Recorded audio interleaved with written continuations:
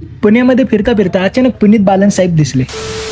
मग काय म्हणताय मित्रांनो, कसं काय गणपतीचा सण आलाय, म्हटलं पुण्यामध्ये जाऊन गणपती बाप्पांचं दर्शन घेऊन येऊ. सर्वात पहिला आम्ही भवानी पेठमध्ये आलो. भवानी पेठमध्ये आल्यावर हर्षदची गाडी पार्किंग केली. मग तिथनं मी हर्षद, सागर, भवानी परत निघालो मंडईमध्ये आलं की अखिल मंडई मंडळ गणपती यांचं दर्शन घेतलं आणि निघालो मंडईच्या बाहेर. मंडईमधून बाहेर पडल्यावर बाहेर भरपूर खाण्यापिण्याचे स्टॉल होते. म्हटलं काहीतरी खाऊन घेऊ. तेवढा सागर भाऊचा मित्र भेटला. त्यांना भेटून आम्ही लगेच पावभाजी आणि पुलावर ताण दिला. मस्त खाऊन झाल्यावर प्रदीप भाऊला आठवलं की त्यांना त्यांच्या भावाची मुलं काहीतरी घ्यायचं होतं, तर ते घेण्यासाठी आम्ही थांबलो. इकडे तिकडे बघितलो तर भाऊ काही भेटलंच नाही. तर हर्षद भाऊ काय माहित कुठलं QR कोड स्कॅन करत होता, तर त्याचं झालंच काय. प्रदीप भाऊची खेळणी घेऊन निघालो पुढे. तर पुढे जिल्बे मारुती मंडळ होतं, तिकडे 12 ज्योतिर्लिंग होते. ते दर्शन घ्यावं म्हटलं तर भरपूरच गर्दी होती. तर त्यामुळे आम्ही लांबनच दर्शन घेऊन निघालो पुढे. चालता आम्ही पोहोचलो निंबाळकर तालीम मंडळ यांच्या इथे श्री छत्रपती संभाजी महाराज यांचा जिवंत देखावा होता. पण आम्ही रात्री उशिरापर्यंत पोहोचलो, आम्हाला ते बघायला नाही भेटलं. मग पुढे निघालो आम्ही शनिपार मंडळ ट्रस्ट यांच्या इथे पोहोचलो. यांच्या इथे जलमय द्वारकाचा देखावा होता. तर ते पाहण्यासाठी भरपूर भली मोठी रांग होती. तर आम्हाला बघण्यासाठी खूपच वेळ जाईल. म्हटलं लांबनं दर्शन घ्यावं आणि पुढे निघावं. मग तिथून थोडंसं पुढे आल्यावर विश्राम बाग मित्र मंडळ ट्रस्ट यांच्या दक्षिणेश्वर काली मंदिर कलकत्ता हे देखावा होता. देखावा खूपच सुंदर होता. आम्ही दर्शन घेऊन पुढे आलो. शनिवार पेठमध्ये पोहोचलो. तिथे बालविकास मित्र मंडळ यांनी स्वर्णगिरी व्यंकटेश्वर स्वामींचं मंदिर भव्य प्रकृतीचे उभारले होते.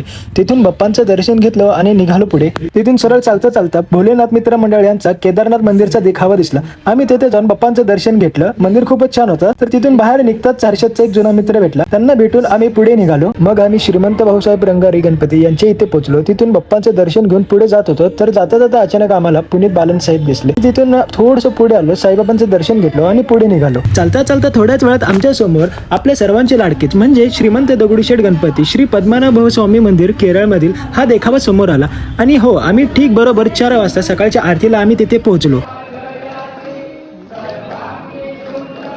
म्हटलं बरं झालं वेळेवर पोहोचलो. सकाळची पहिली आरती नशिबात आली. आरती घेऊन बाप्पांच्या पाया पडलो आणि पाठीमागच्या साईडून निघालो. तिथून थोडंसं पुढे आम्ही चालत गेलो तर समोरच हुतात्मा बाबूगेनू मंडळ यांचा म्हैसूर पॅलेसचा सुंदरसा देखावा होता.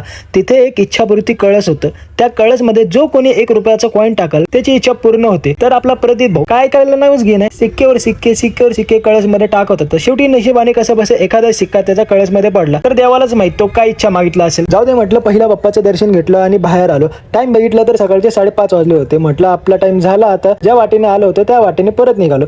तर निघालो तुळशी बागेतून. जाता आणखीन एक भव्य देखावा दिसला. तर ते आम्ही पाहून भवानी पेठमध्ये पोहोचलो. भवानी पेठमध्ये तिथे सागर भाऊला आलिंगन देऊन फिर मिलेंगे दोस्त बोलून निघालो घराकडे. तर मित्रांनो, लवकरच भेटू आपण आपल्या नेक्स्ट ब्लॉगमध्ये. तोपर्यंत तुम्ही आपल्या पेजला फॉलो करा.